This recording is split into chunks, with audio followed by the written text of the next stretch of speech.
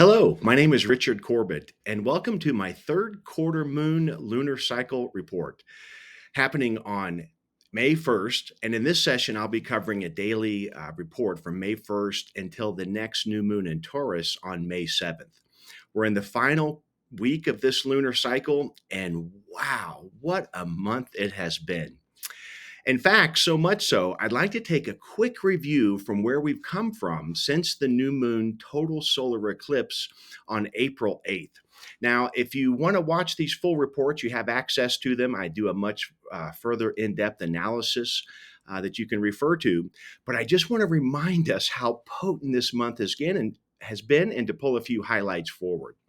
So you're actually looking at the new moon that we had on April 8th, and it was a total solar eclipse, got a lot of hype in the media, and for good reason. So, some of the most important things to remember about this previous new moon: number one, if you look at the sign of Aries and see how many planets were there, we had Venus. The North Node, Moon, Sun, Chiron, and Mercury in retrograde, all in the sign of Aries, the sign of self expression, ruled by Mars, this sign that is about courage and confidence and moving out into the world as our authentic self. It was a power packed astrological sign, as you can see there. And Chiron was really brought into the headline of this eclipse because it was at 19 degrees and 24 minutes, which made it exact to the minute conjunct the eclipse. Now, all eclipses are fascinating times. So they've had a very interesting history in our collective consciousness over the as we've evolved as human beings. They were often times of a tremendous fear and anxiety. I mean, the two luminaries, either one of them going dark, was quite shocking.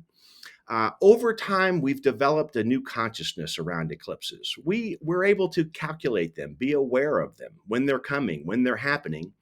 And we can often see that they bring something to light. Even though it's the luminary going dark, they can offer an illumination into seeing something that we were not aware of previously. So, in that sense, they offer support and rectification. Whatever area they may be stimulating in your life, something may appear that you're now aware of, that we can have a course correction in our self development. So the fact that Chiron was exactly conjunct to the minute really brought Chiron into the headline of this total solar eclipse, the wounded healer. So the theme of this entire cycle was about healing wounds from our past. Wherever we may currently be experiencing any fear, doubt, and insecurity, this cycle gave us the opportunity to trace the roots of those emotions back to the core. When did they start? Where did they start? What were the dynamics under which they happened? And we can view that trauma and how we reframe it now, and have the eclipse offer some sense of correction on reframing these past wounds, actually alchemizing them and turning them into possible gifts and healing that we can have for ourselves and for those around us. So the themes of healing and forgiveness and transcendence were very much a part of the theme of this entire lunar cycle. We also had the Jupiter-Uranus conjunction very close at the time of the new moon. It actually was exact on April 20th, but so it was really sort of in the mid-range of the entire lunar cycle. So the background frequency of that conjunction, extremely powerful. Jupiter, the planet of expansion, whatever Jupiter touches, it grows, and it's benevolent and generous, grandiose ways, was lining up with the planet Uranus, which is the planet of shock and suddenness and forward thinking, innovation, often technology related. So these two incredible planets lining up really brings power that we may not even be aware of even now. I mean, this conjunction only happens approximately every 14 years. And if you track back that cycle, back to 2010 or back to 1996, 97, we can look back and see that huge events take place, either in our personal lives or in the world. So, just to say that this was a huge astrological event for our entire calendar year, and it really sets the backdrop to this potent lunar cycle we've been in. Also, Mercury was in retrograde. So even though we had all of these planets in the fiery sign of Aries ready to march forward, we had Mercury at the front of that line saying, not so fast. We need to go backwards, right? Mercury in retrograde is an incredibly supportive time to review, reflect, and reanalyze. So, in that sense, very supportive as we were being initiated into a healing process that could bring us to our next level. So, just a week later, after that, we go to the first quarter moon. And in the first quarter moon, it also was incredibly powerful. Well, why do I say that? Because the moon was in her home sign of Cancer. Whenever a planet is in their home sign, they have full access to all of their qualities. And so here, the moon rules Cancer, our inner world, the tranquility, the peace, the nurturing, the love and care that she can offer at its zenith as she's in her home sign of Cancer, and squaring the sun. And the sun in Aries, he's exalted there. He's treated like the royal guest that he is. So, because of the two luminaries lining up in these potent signs in a square, which is the most dynamic, energetic aspect for growth, resolution, and moving forward. Very dynamic first quarter moon that we had. Additionally, while she was traveling through Cancer, she was squaring all of those planets in Aries. So there was just this building, because we're in the first quarter moon, and at this time the moon would have been half illuminated in the night sky, but building an emotional energy, the in-breath of the prana, a lot of dynamic emotional energy. So if anyone was feeling this, if you look back over the course of this month, whether it be in your personal relationships with friends and family, romantic partners, maybe in the workplace, to really review what we noticed. Were there any altercations? If so, what happened? What did it trigger? And I use that word because it may have been very deeply triggering. And if it wasn't for you, then certainly someone you may know could use the support and kindness because they would have been going through it. So, again, although these cathartic experiences can be somewhat traumatic and unsettling and cause anxiety, they're there for a reason. Our body is always talking to us and allowing us to listen and find out where this is coming from, so that, again, we can go back and revisit and review and reframe what happened and hopefully alchemize those challenging experiences into something positive that becomes our new strength, a gift for ourselves and others around us. So it was a very potent first quarter moon. We had Mars in gate 22. Anytime the god of war, the planet that rules Aries, and all his strength and vigor in the solar plexus, again, this would have added to the emotional volatility. So, very, very potent first quarter moon. Additionally, I want to add that shortly after this exact first quarter moon, on the 15th, the moon was opposite Pluto. Now, we'll see as we go through the rest of the quarters of this cycle, Pluto very much in the picture. He's there at 2 degrees Aquarius and in gate 41 in the body graph. But the moon, right after this dynamic square with the sun, moved into an opposition with Pluto. Pluto is the planet of death, rebirth, and transformation.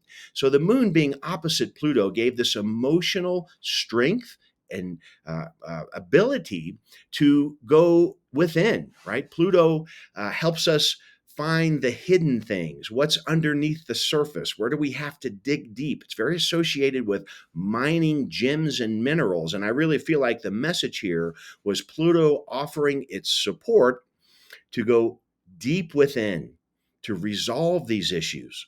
Maybe we've visited them in the past, but there still may be some residue that causes these triggering moments. Pluto very much involved in this lunar cycle. This brings us to the full moon in Scorpio, which took place on April 23rd. Well, in this astrological chart, we can see that Pluto, again, being brought into this cycle, formed a T square with the moon and the sun. It was only off by 2 degrees, but that's still very tight. And so, again, bringing this plutonic power to go deep within.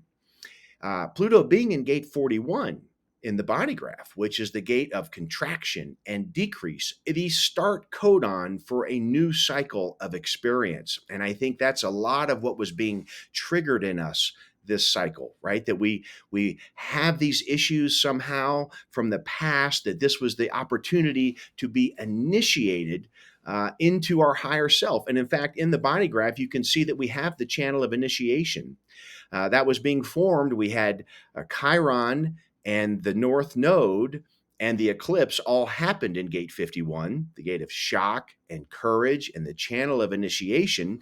Well, Neptune entered gate 25, bringing that full channel into the body graph.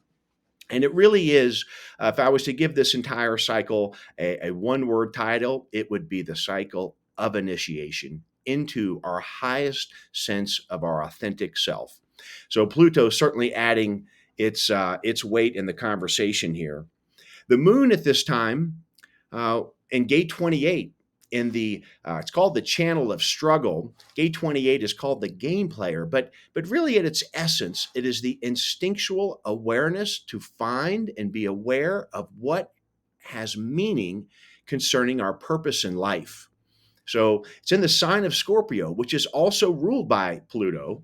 And so this full illumination of the moon, this exaltation of total illumination, this heightened energy. I mean, full moons are, as we know, so potent, right? We oftentimes have hard time sleeping on the night of the full moon. We just have a lot of energy. The ER rooms in hospitals are awfully full because of people overextending. But I often think of it as just sort of the peak summit of the cycle. Right. So we've been inhaling through the waxing phase and this building of energy and the ability to move forward and get things done. But when we reach that full moon, it's that culmination.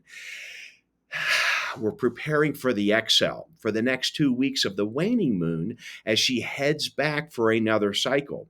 But it is a peak energetic emotional time, and being in the sign of Scorpio, a fixed water, and the idea of Pluto being its rulership and Pluto being in a T square to the full moon, again, very potent, very powerful, again, possibly very emotional. I can't understate how emotional this month may have been, and if it was, then I hope that you found ways to regulate your nervous system. I do want to mention you all have access to Brandy Jordan's somatic toolbox at our webpage, emergebydesign.net. She's giving daily tips and tools to navigate this very intense astrological weather, and the full moon certainly lived up to that. We still had Jupiter and Uranus.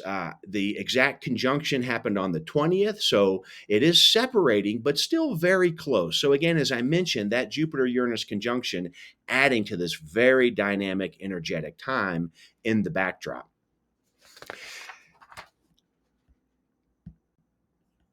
And so that brings us to where our focus begins today for the third quarter moon of this lunar cycle. You know, the moon having passed the full moon a week later on May 1st, she's half illuminated in the sky, but she is in her waning phase, decreasing illumination. Again, thinking of it like an exhale. Having summited the peak of the mountain, we're now on the downhill side. We're returning home in that sense. So this has been a wonderful time, this waning phase of the moon, to review where we were in the first half, what took place, what happened, what changes do we need to make. And so the waning phase is excellent time to tie up loose ends, to release, let go of things that are no longer serving us. Now, with Pluto being such a strong part of the entire lunar cycle, at the first, the full moon, and here even at the third quarter moon. Because at the exact time of the third quarter moon here on May 1st at 5:27 p.m. Mountain Time, the moon had just already had her conjunction with Pluto in gate 41. And so, this idea of Pluto about letting things go that are no longer serving us, whether that is maybe people in our life that have been, maybe it's been an energy drain. There's not been a fair exchange there. Maybe letting that go, maybe something at work or whatever area of life that you may have found to be deeply stimulated this month. The third quarter moon is a wonderful time to take actions to resolve that. It's not such a wonderful time necessarily to begin a brand new project, right? If we're aligning with the cycles of the moon, that would be more oriented towards the new moon, early phases of the waxing moon. But here we can take agency to resolve and review and reformulate what we need to do to gain the most from our experience during the lunar cycle.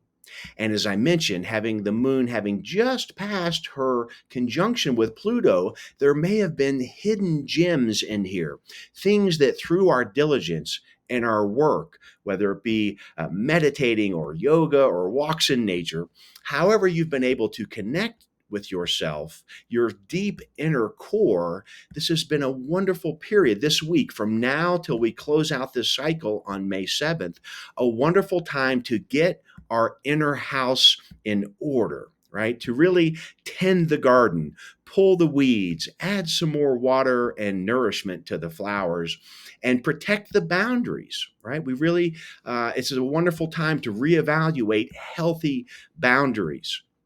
At the time of the third quarter moon, the sun, the life force energy, was in gate 24, another individual gate. Whenever I say individual, I'm talking about that part of our nature that is the deeper, most recessed area of our personal truth and inspiration. Well, having the sun in gate 24 is called the gate of rationalizing. It's the conceptualizing of our mind that's going over and over and returning and trying to find the kernel of our truth. What is our truth? And I really think, as I mentioned in my previous reports, that is what we've been experiencing from this astrological weather. Who are we? Who am I? Why am I here? What is our purpose? What is my truth?